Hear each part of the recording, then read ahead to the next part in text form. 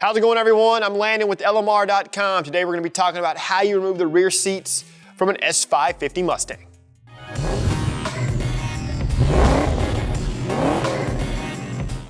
This video is going to be for any 2015 and newer S550 Mustang owner that is obviously needing to remove the rear seats from their car for whatever reason. Now, it is very easy to do, so we are going to get right into it. Press in on the release tabs at the center of each seat cushion.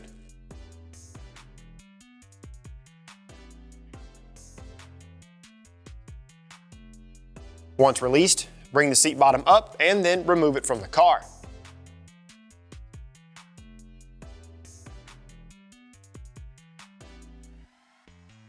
Go ahead and pull both of the seat backs down.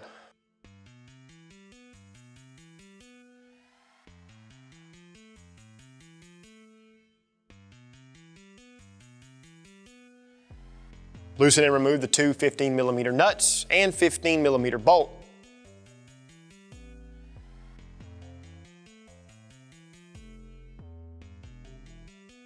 Remove either seat back from the hinge and then remove it from the car.